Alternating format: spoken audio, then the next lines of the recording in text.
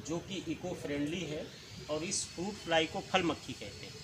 आज इस fruit fly के वजह से मैंगो का कम से कम 60% से ज़्यादा मार्केट वैल्यू लॉस हो रही है, और गुआवा की भी मार्केट वैल्यू लॉस हो रही है। इसके वजह से किसान ने अमरूद की बरसात में फसल लेना छोड़ दिया।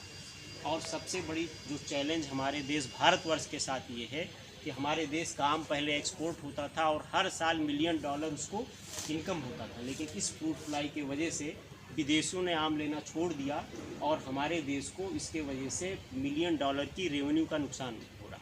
तो आप ये देख सकते हैं, ये bottle trap fruit fly trap है जिसको मैंने अपने हाथों से बनाया है, और यहाँ पे हमने लटका रखा है इस आम के पेड़ पे। तो करीब 7 दिन में इतनी फ्रूट फ्लाई इसमें आ करके कलेक्ट हो गई हैं और किल्ड हो गई हैं, और कुछ यहाँ पे लाइव जिंदा घूम भी रही हैं।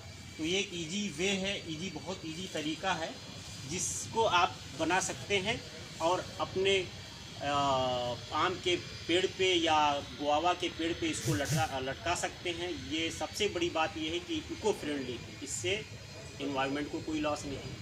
दूसरी चीज़, केमिकल को आपको स्प्रे नहीं करना पड़ेगा, तो जो लागत जो पैसा आप केमिकल में इस्तेमाल करते हैं वो पैसा आपका बच जाएगा। लेबर चार्ज आपका बच जाएगा, कोई लेबर की इस्तेमाल नहीं है।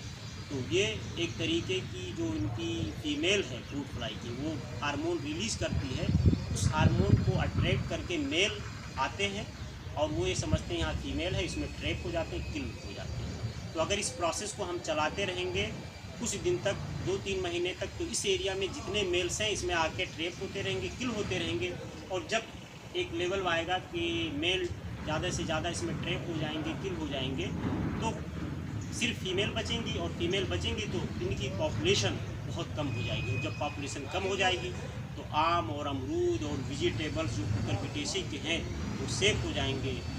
इसके तो इस ट्रैप को लगाएं और आम और अमरूद को बचाएं। बहुत शुक्रिया।